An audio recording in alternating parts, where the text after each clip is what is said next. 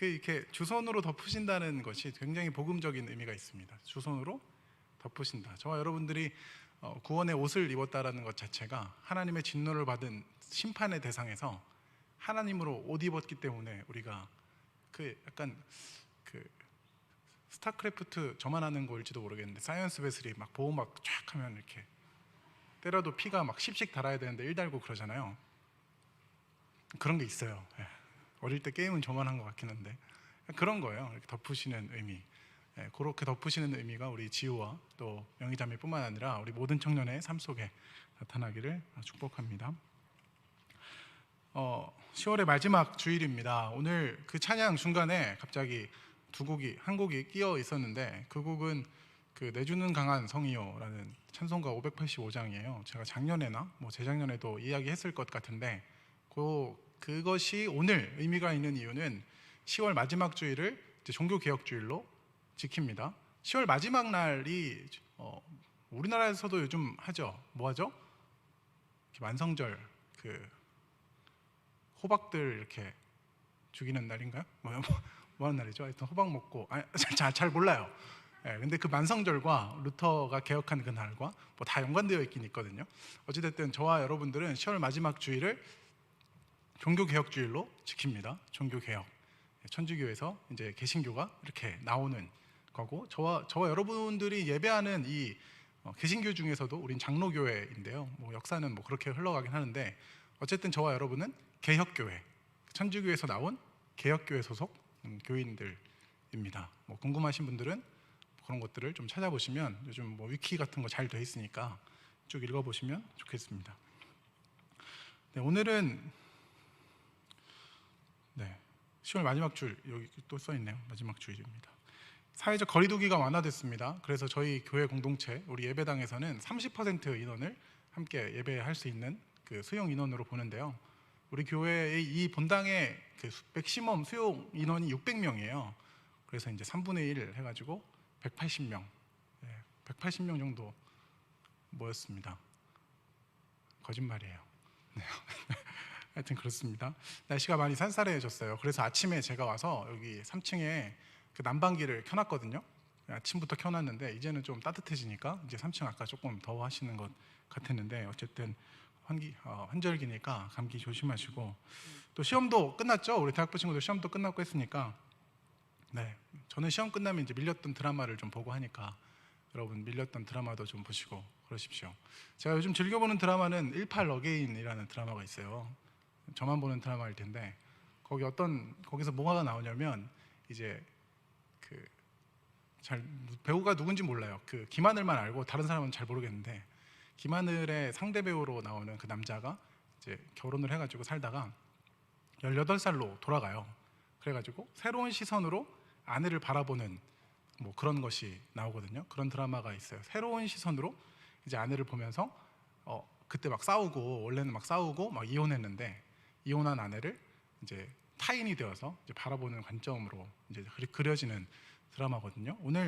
제가 제목을 이제 새로운 시선으로라고 정하다 보니까 이 드라마의 영향을 받지 않았나 생각이 듭니다. 어쨌든 새로운 시선으로 같이 말씀 나눌 텐데요. 우리는 오늘 7장을 읽었습니다. 우리가 읽은 본문은 53절, 51절부터만 읽었지만 7장 전체적인 내용을 이해할 필요가 있습니다. 지난주 기억나시는지 모르겠는데 지난주 부분에 보면 이제 초대교회가 잘 성장하고 있다가 잘 이제 지어져 가다가 그 안에 갈등도 지어짐의 과정이죠. 갈등이 생깁니다. 헬라파 유대인들하고 히브리파 유대인들이 이제 갈등이 생기죠. 결국 이 초대교회 공동체는 사람을 세웁니다. 그 사람으로 세워졌던 7사람을 여기 6장에서는 직접적으로 집사라고 하진 않지만 교회에서 통상적으로 스데반 집사 이렇게 부르거든요. 그때 세워진 사람들이 집사일 것이다 라고 생각하고 이제 집사라고 부르고 그 집사라는 직분이 오늘과 정확하게 비슷하다 아니다 이야기할 수도 있지만 그냥 우리 교회로 봤을 때 그 집사의 직분과 비슷하다고 생각할 수 있겠습니다. 어쨌든 그 7집사가 세워집니다. 그 7집사 중에 한 사람이 오늘 7장에 등장하는 스데반입니다. 6장의 마지막 부분에서 이 스데반이 이제 논쟁이 붙어요. 이제 스데반은 예수를 이야기하고 이제 유대교는 유대교 입장에서의 어떤 이야기를 논쟁이 붙는데, 그 논쟁이 붙고 그냥 어떤 이야기로 끝나면 좋겠는데 그 논쟁이 붙은 사람들, 스데반의 반대파죠. 결국은 그리스도교의 반대파로 서 있는 이 유대교와 그리스도교가 이제 붙는 장면이 나옵니다. 그렇다고 막 대장이 붙는 게 아니라 유대교는 어마어마한 집단이고 그리스도교는 이제 신생 종교로서 이제 커 나가고 있기 때문에 힘이 약한 종교였겠죠. 그 그리스도교의 이제 스데반이라는 사람이 논쟁을 하게 되고, 그 반대파에 있었던 유대 지도자들의 그 그룹에서 거짓말로 사람을 사서 이제 고소를 합니다. 스데반을 고소해요. 무엇으로 고소하냐면 이 스데반이라는 사람이 모세와 하나님을 모독했다, 성전을 모독했다, 그리고 율법을 모독했다라고 고소합니다. 그래서 그 스데반을 공회에 세웁니다. 공회라고 하면 그 당시에 이스라엘은 정치와 종교가 하나였던 것 같아요. 그래서 우리나라로 따지면 국회 같은 그런 의미가 될 텐데, 거기 한 70명 정도 모여 있고 그 앞에서 이제 자신이 변론을 해야 되는 과정이 나오는 거죠. 그 변론의 내용, 스데반의 설교라고도 하고 스데반의 변론이라고도 하는 내용이 오늘 우리가 다 읽지는 않았지만 여러분들이 오늘 성경 공부하게 될 이 7과 사도행전 7장의 전체적인 내용입니다. 오늘 읽은 그 마지막 부분은 그 이야기가 거의 다 끝나는 마지막 부분에 이제 어떤 결론을 맺는 부분이고, 그 결론을 맺는 부분에 스데반이 이제 이야기를 하잖아요. 뭐라고 이야기를 하니까 이제 그 반대파 유대 지도자 사람들이 이를 갈며 돌을 들어 스데반을 쳐 죽이는 장면까지 그렇게 나오고요. 오늘 읽지는 않았고 우리 다음 주에는 8장 설교는 없기 때문에, 성경 공부는 있지만 설교는 없는데 8장에서는 그 일로, 이 스데반의 일로 교회가 어려움을 겪고 이제 흩어지는 역사가 일어납니다. 이 흩어지는 역사를 통해서 하나님은 어떤 사역을 펼쳐 나가시냐면, 이제 기억나시죠?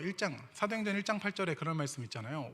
오직 성령이 너희에게 임하시면 너희가 권능을 받고 예루살렘과 온 유대와, 여기까지가 7장의 내용이라고 한다면 8장부터는 사마리아로 전개되는 이야기가 나옵니다. 7장의 핍박 사건으로 인해서 함께 모여있던 그 유대 사람들이 흩어짐을 당하고 그 흩어짐을 통해 사마리아에 복음이 전달되는 일이 벌어집니다.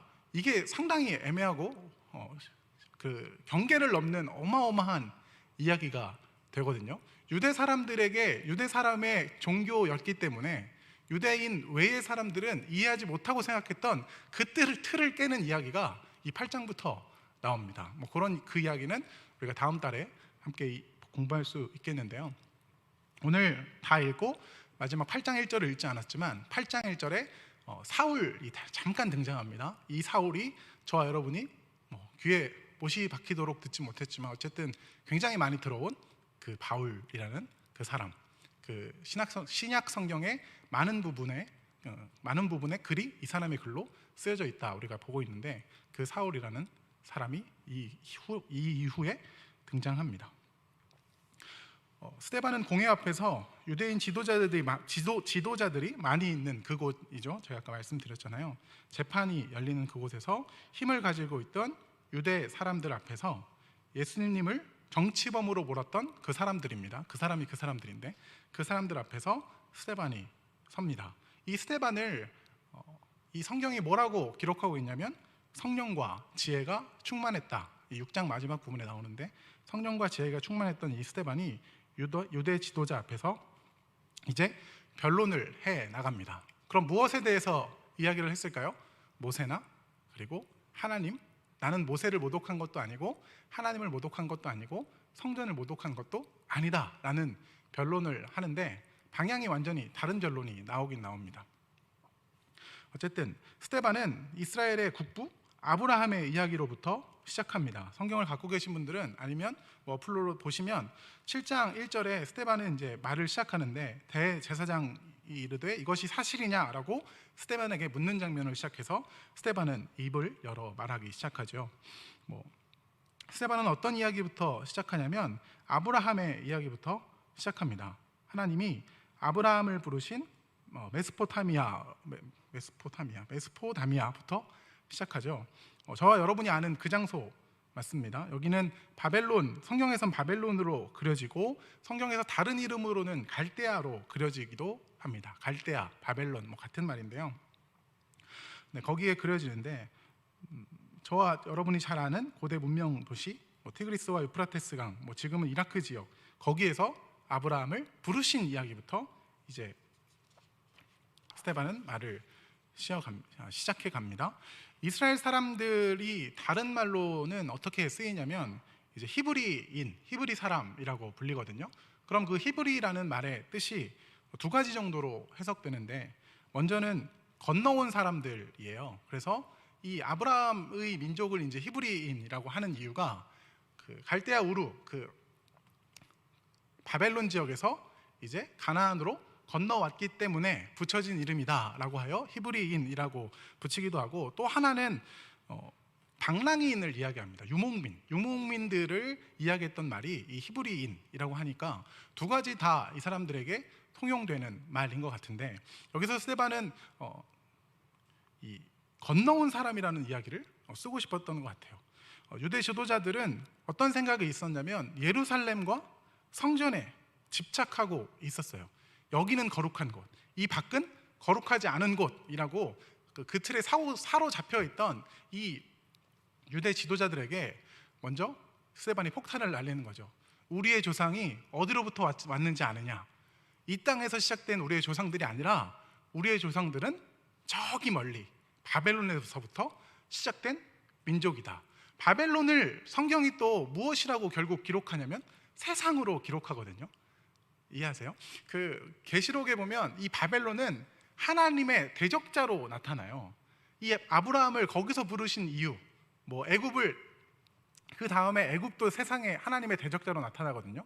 이 애굽에서 이스라엘 백성들을 끄집어낸 이유, 저와 여러분에게도 적용할 수 있죠. 저와 여러분을 세상으로부터 끄집어내신 이유, 다 같은 말인데요. 어쨌든 이 바벨론에서부터 아브라함이 왔다라는 것을 이야기하면서 하고자 하는 말이 뭐냐면 여기에 집착할 것이 아니다. 성전은 도대체 무엇이냐라는 것을 건드리기 시작합니다. 거룩한 장소가 어디인가를, 유대인들이 거룩하다고 생각했던 예루살렘, 유대인들이 거룩하게 생각했던 그 안에 성전이라는 개념적 장소가 거룩하고 성스러운 것이 아니라 어디가 거룩한지를 짚기 시작하면서 이 아브라함이 어디서부터 시작되는지를 거론하는 거죠. 계속해서 이 아브라함이 이제 오는 이야기를 쭉 이야기합니다. 예루살렘 유대인들에게 성전에 계시다라고 했을 때 이 유대인들은 점점 역사적으로 하나님을 그 성전 안에 이제 가두는 형식으로 나타나거든요. 하나님은 어디에 계십니까? 여러분이라고 하면 저와 여러분은 굉장히 쉽게 이야기하죠. 하나님 어디에 계십니까? 어렵죠. 어디에나 계시기 때문에 어렵죠. 어디에나 계십니다라는 말이 나오지만 유대인들의 인식 속에는 하나님이 어디에 계십니까? 질문하면 어디에 계셔야 됩니까? 성전 안에 계셔야 됩니다. 이것을 이렇게 배운 거예요. 그래서 스데반은 그것을 건드리는 거죠. 어찌됐든 하나님은 성전 안에만 계시지 않다라는 것을 계속해서 이야기하는데요.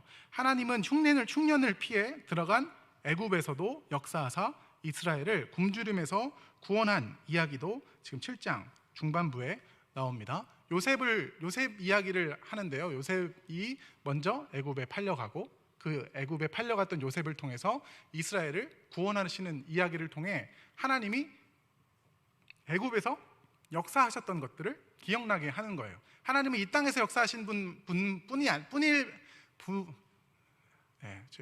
분일 뿐 아니라 이스라엘 어디에서든 역사하실 수 있는 분이다라고 지금 계속해서 이야기를 해 나가는 거죠. 결국 뒷부분에도 이야기하지만 하나님은 어디에 계시는가라는 것에 대한 답을 무엇이라고 하냐면 하나님이 계시는 곳이 거룩한 곳이고 그곳이 성전임을 이야기합니다. 중간 부분에 보면 30절부터 모세가 미디안에서 40년 나그네 인생을 보낸 부분이 나오는데요. 하나님은 그 모세가 미디안 땅, 거기도 이방 땅이죠. 미디안에서 보냈던 그때에도 역사하셨던 것, 그곳에서 하나님은 떨기나무 불꽃 가운데서 역사하셨다라는 것, 성전도 성막도 없던 그곳에서 하나님은 모세와 만나셨다라는 것을 말하면서 하나님이 사용하신 계시의 시점과 장소 그리고 형식이 얼마나 지금 유대인들에게 뜻밖이었고 그런 데서도 역사하고 계셨다는 것을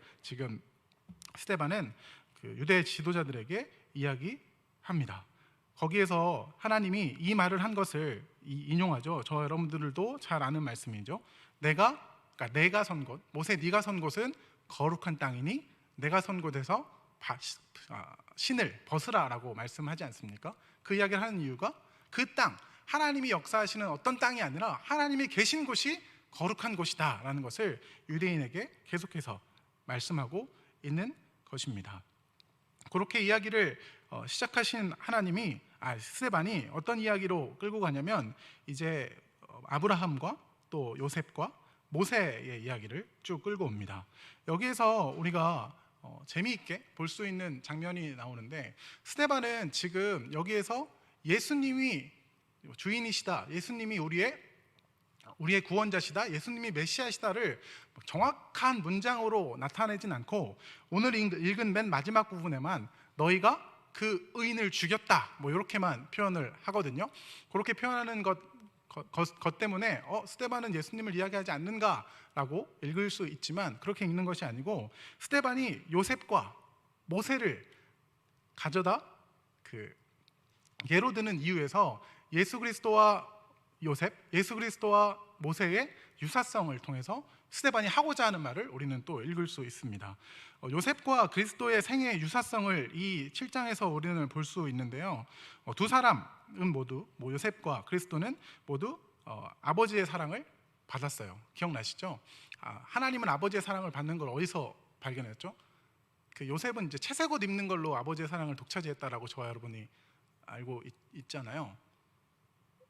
모르면 지금 알면 됩니다. 네, 채색 옷을 입음으로 요셉이 11번째 아들이었거든요. 근데 아들이 11명 있는데 딸도 있었겠죠.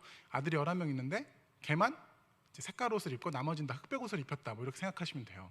채색 옷은 장자권을 의미한다 그런 얘기 다 떠나서 걔만 좋은 옷을 사줬다 이렇게 이야기하면 되고, 그 예수님은 어떻게 나옵니까? 예수님은 이제 그가 세례 받으실 때 하늘이 열리고 그런 말을 하시잖아요. 있는데 사랑하는 아들이요 내 기뻐하는 자라, 이 장면에서 우리는 그렇게 매칭할 수 있습니다. 그 다음에 또 어떻게 되냐면 그는 요셉도 그의 형제들의 미움을 사요. 예수님도 자기 동족들에게 미움을 받습니다.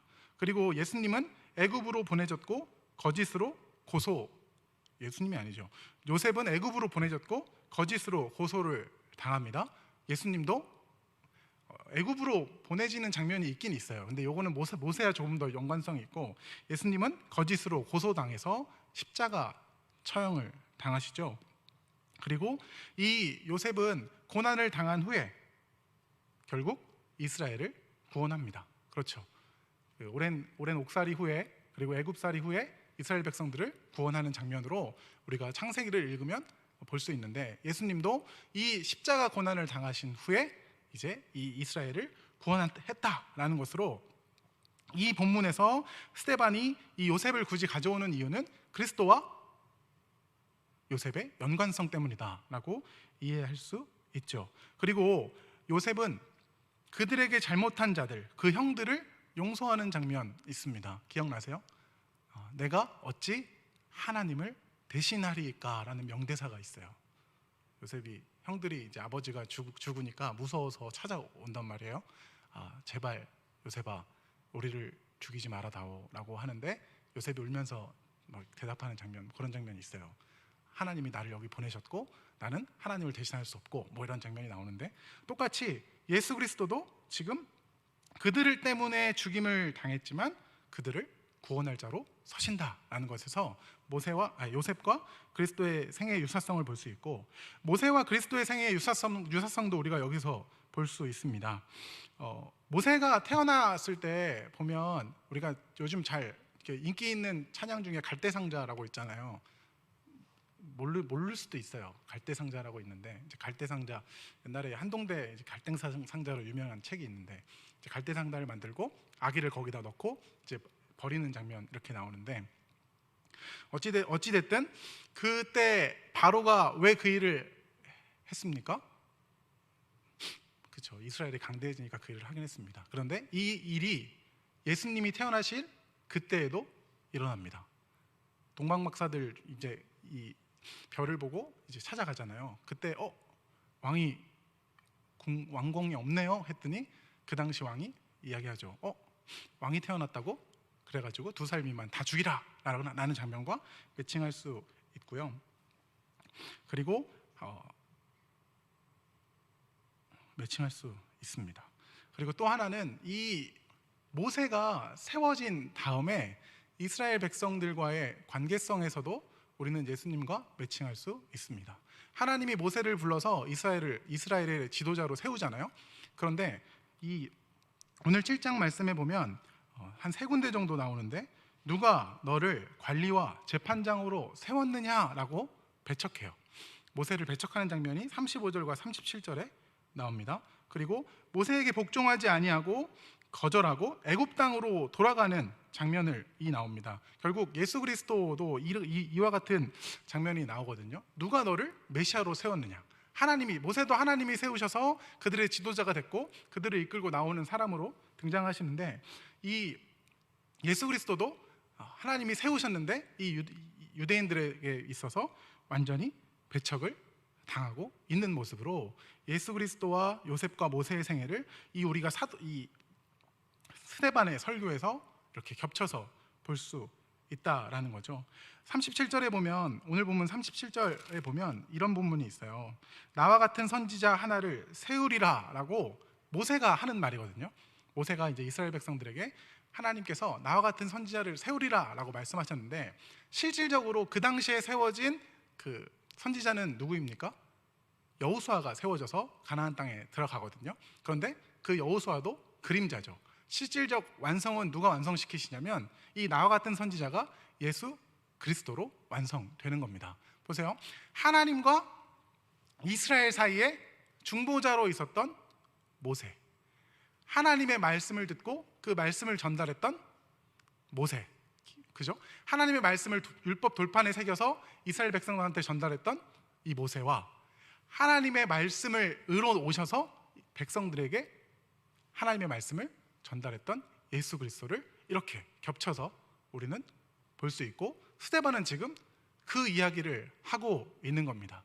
그런데 그도 배척하고, 요셉은 형들에게 배척당하고, 그리고 모세는 이스라엘 백성들, 그러니까 이 유대 지도자들의 조상들, 스데반을 포함한 모든 조상들에게 배척당하는 이야기를 계속해서 여기서 하고 있고, 오늘 우리가 읽은 51절, 52절에 보면 너희 조상들이 선지자들 중에 누구를 박해하지 아니하였느냐? 의인이 오시리라 예고한 자들을 그들이 죽였고 이제 너희는 그 의인을 잡아준 자여 살인한 자가 되나니. 결국 스데반은 이 이야기를 하는 거예요. 이스라엘은 지금 처음부터 끝까지 하나님을 배신하고 배반했으며, 지금 마지막 선지자로 마지막 아들로 온 하나님의 직접적인 성육신하신 예수 그리스도까지도 지금 배반하고 의인을 잡아주었으며 살인한 자가 되었다라고 말합니다. 율법에 있어서도 뭐 이야기를 할 수 있는데 53절에 보면 너희는 천사가 전한 율법을 받고도 지키지 아니하였다라고 이야기를 합니다. 제가 아까 전에 스데반이 하고자 했던 말은 무엇이었다라고 말씀을 드렸냐면, 먼저는 하나님을 모독한 것, 성전을 모독한 것, 그리고 율법에 대하여, 모세에 대하여 라고 얘기했는데, 스데반은 이 모든 것을 다 같이 이야기하고 있는 겁니다. 결국 무엇을 말하냐면 너희가 지금 하나님을 떠나 있다, 너희는 지금 하나님을 등지고 있다라고 이야기를 하는 거죠. 결국 이 말을 하고 스데반은 돌에 맞아 죽습니다. 자, 이렇게 이스라엘 백성들이 계속해서 하나님을 등지고 있을 때에 하나님은 무엇을 하시는가를 우리가 오늘 또 볼 수 있는데, 하나님은 그들과 신실함으로 함께 하십니다. 이방인으로 살던 아브라함을 부르신 그 하나님이 아브라함과 언약하는 장면이 나옵니다. 그 언약의 징표가 오늘 7장에 나와요. 저와 여러분이 잘 알고 있는 할례거든요. 할례 언약을 세우시죠. 할례는 어떤 의미에서 할례를 세우냐면, 너는 내게 속했다라는 의미에서, 너는 나에게 속하여 죽었다라는 의미에서 남성의 성기의 표피를 베는 거거든요. 그 성기의 표피를 뱉다라는 의미 자체가 죽음을 상징합니다. 하나님께 속한 자를 상징하는데, 이 이스라엘 백성들은 할례의 언약은 갖고 있어요. 몸으로는 할례했지만 하나님께 죽지 않아 있던 거죠. 하나님이 할례라는 것을 우리에게 표식으로 주셔서 마음에 가져다 준 의미가 무엇이냐면, 하나님께 순종하고 하나님만 따르고 하나님으로만 감사하고 하나님으로만 만족해야 했던 이스라엘 백성이 의식은 분명하게 갖고 있는데 의미는 전혀 상실해버린 그들이 된 거죠. 그냥 겉으로 행했던 그 할례를 가지고 우리는 하나님의 백성이야 라고 생각하고 있던 이 이스라엘에게 하나님을 일침하시는 거죠. 그것이 내가 너희에게 할례를 행한 의미가 아니라 너희가 나로 인해서만 사는 것에 대한 증표이다 라고 할례를 주셨다라는 거죠. 어쨌든 언약은 상대와, 계약자와 계약자, 피계약자가 둘이 이제 이야기를 해서 맺는 것이 언약이지 않습니까? 하나님은 언약으로 그런 것들을 하셨는데 이스라엘 백성들은 늘 그 언약을 배반합니다. 그런데 하나님은 언약을 배반하는 이스라엘을 끝까지 쫓아가세요. 계속해서 이때 언약을 파기하고 그 다음에도 언약을 파기한, 계속해서 이스라엘 역사를 통해서 하나님을 계속해서 등지고 있는 이스라엘에게 하나님은 신실하게 선지자들을 보내시는 겁니다. 그 선지자들을 보내셨다라고 오늘 계속해서 말씀하고 있는 거죠. 여러분, 이 이야기가 이제 오늘 성경 내용의 거의 전부인데요. 여기에서 우리는 하나님의 신실하심을 보는 겁니다. 계속해서 등지는 이스라엘 백성들에 대하여 하나님은 계속해서 손을 내미십니다. 아브라함을 부르시고 언약하신 하나님은 끝까지 이스라엘을 놓지 않으십니다. 스데반이 지적하는 내용이 무엇입니까? 유대 지도자들에게 지금 지적하고 있는 내용이 뭐냐면, 너희는 성령을 거부한다라는 내용인데요. 그 성령을 거부한다는 것이 어떤 뜻이냐면, 너희는 하나님이 보내신 선지자들을 계속해서 배척했다라는 이야기거든요.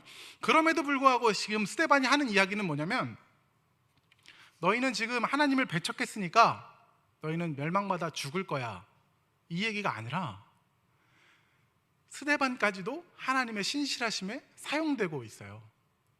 너희는 지금 이 이야기도 듣고 있지 못하지만 지금이라도 돌아오렴.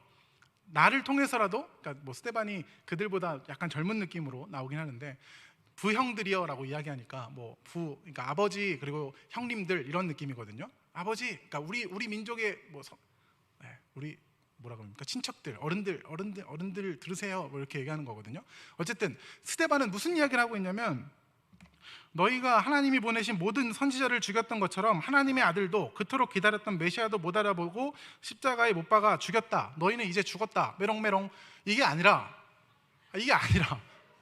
아니에요. 중요한 게 이게 아니라는 겁니다. 이게 아니라 전혀 달라요. 나의 피부치인 형제들, 아버지 같은 분들 들어주세요. 우리는 하나님을 대대로 거역했지만 이제는 그러지 않아야 됩니다. 이제는 우리가 하나님께 돌아가야 됩니다. 하나님이 이젠 마지막 선지자 예수님을 보내셨으니 우리는 그를 믿어야 합니다. 그에게로 돌아가야 합니다. 그것이 이제 회개인데, 회개해야 합니다. 그리고 그분은, 신실하신 그분은 회개하면 받아주십니다 라는 고백을 지금 하고 있는 겁니다. 그래서 이 스데반이 죽을 때 어떻게 하죠?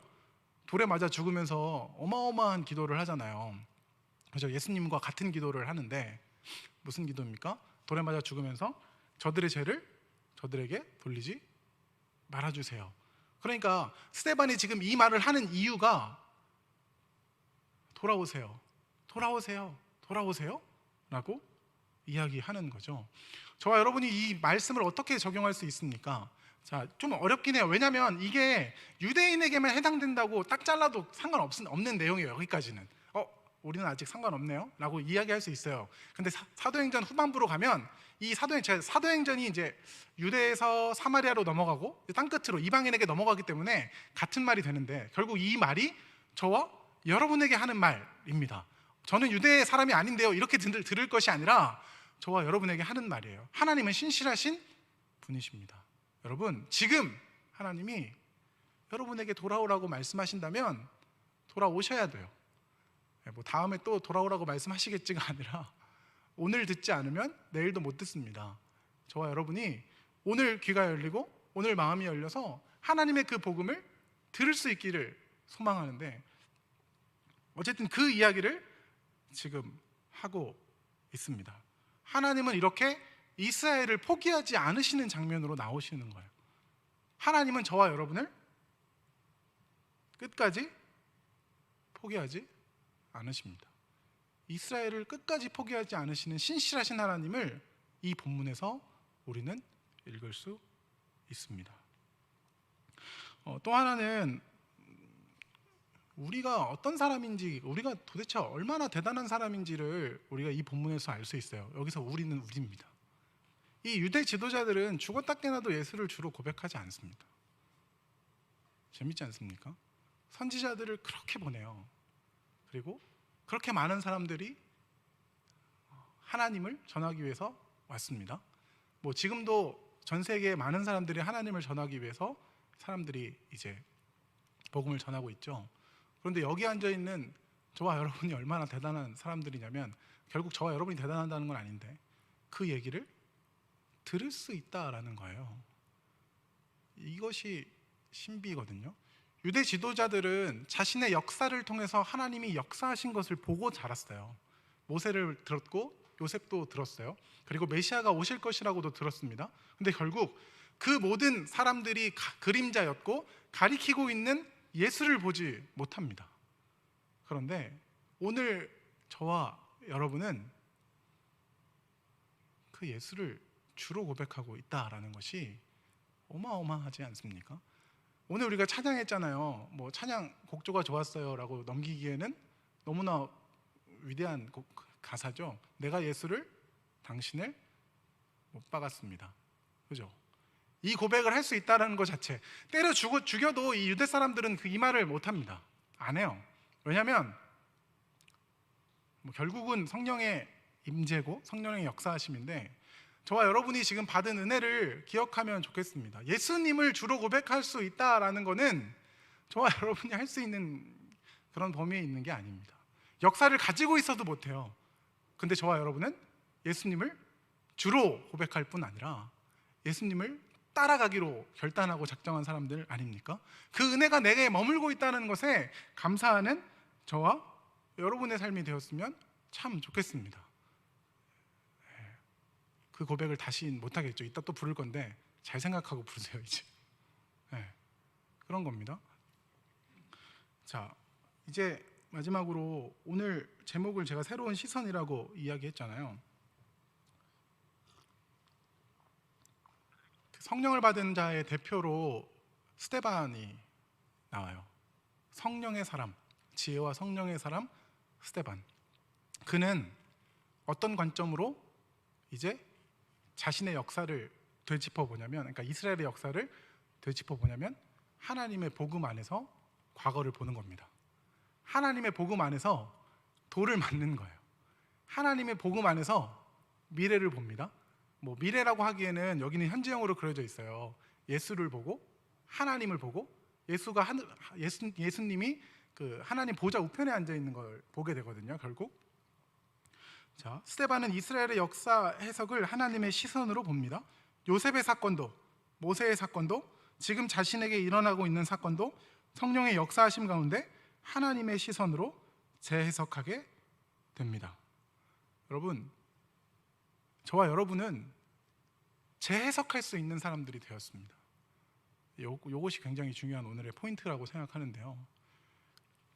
성령을 주인으로 모신 예수를 그리스도로 고백한 같은 말이에요. 결국 하나님이 우리의 주인 되신 저와 여러분은 과거도 다시 해석할 수 있습니다. 과거의 어려움과 상처와 슬픔이 가득하십니까? 재해석할 수 있습니다. 지금 현재 스데반은 돌을 맞아요. 돌을 뭐 그냥 맞는 게 아니라 거의 쳐맞죠. 죽으니까 얼마나 맞았을지 몰라요. 근데 그 현재도 다르게 봅니다. 어떻게 봐요? 하나님, 쟤들이 아무것도 모르고 저한테 그러는 겁니다 라고 돌을 맞을 수 있는 사람이 되어버린다니까요. 지금 저와 여러분의 삶이 지금 상황이 힘들고 어렵습니까? 그래도 우리는 견딜 수 있습니다. 왜냐하면 성령이 우리 가운데 계시고 우리를 재해석할 수 있는 사람으로 만들어 주셨기 때문이에요. 새로운 시선으로 우리에게 닥치는 그 상황들을 볼 수 있게 하셨기 때문이에요. 저와 여러분이 오늘 깨달아야 할 것은 무엇이냐면 잘 아는 말씀이에요. 그 고린도후서 5장 17절이죠. 그런즉 누구든지 그리스도 안에 있으면 새로운 피조물이라 이전 것은 지나갔으니 보라 새 것이 되었도다. 저와 여러분은 새 것이 된 존재들입니다.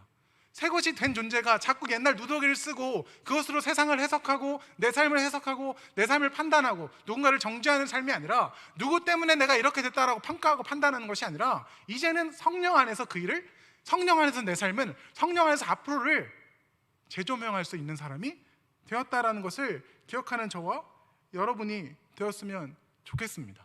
하나님이 지금 우리와 함께 하신다라는 것이 우리의 대전제라고요. 과거에도 내가 어려운 그것도 하나님께서 선한 것으로 만들어낼 것이라는 것, 우리가 잘 외우는 말씀 있잖아요.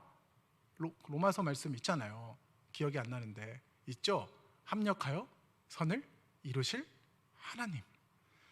과거가 어떠하고 미래가 어떠하고가 아니라 하나님 안에 있으면 그 모든 것이 재조명되는 겁니다. 저와 여러분이 지금 그 자리에 있다는 것을 기억하셨으면 좋겠어요. 스데반은 완전히 다른 눈으로 세상을 바라보기 시작합니다. 완전히 다른 눈으로 자신을 대적하고 있는 사람들에 대해서 손을 내밀 수 있는 위대한 자가 되어 버렸습니다. 누군가는 섣불리 해석하여 위대한 스데반이 되자라고 말하지만 우리는 스데반이 될 수 없어요. 못 됩니다. 그러니까 될 수 있는 방법은 성령이 우리 가운데 계셔야만 스데반의 이 행동을 할 수 있는 겁니다. 과거든 현재든 미래든 성령 안에서 재해석할 수 있어야만 우리가 스데반의 삶을 살아갈 수 있게 된다는 것을 여러분 기억하시면 좋겠습니다. 오늘이 그렇게 당동한 오늘이에요. 저와 여러분의 오늘이 그렇게 살아갈 수 있는 오늘입니다. 과거가 어땠든 지금 내가 나를 바라보는 시선과 평판이 어떠하든 지금 내가 사고를 쳐가지고 뭐 어려움을 겪고 있든 다 상관없이 오늘 나를 그 성령께 맡기십시오. 그러면 성령께서 우리의 눈과 우리의 마음을 여셔서 스데반과 같은 일을 할 수 있게, 결국 스데반은 무엇을 보는 겁니까? 하나님의 시선으로 세상을 보는 겁니다. 하나님의 시선으로 우리 민족을 보는 거예요. 하나님의 시선으로 자신의 과거를 돌아보는 겁니다. 이 은혜가 저와 여러분들에게 있었으면 좋겠습니다. 지금 우리가 그 자리에 있어요. 지금 우리가 그 자리에 있으니 그 성령께 우리를 의탁하고 성령의 사람으로, 결국 성령의 사람으로 스데반이 걸어간 길을 걸어간다면 결국 어떤 일이 일어나겠습니까? 우리는 계속 죽는 겁니다.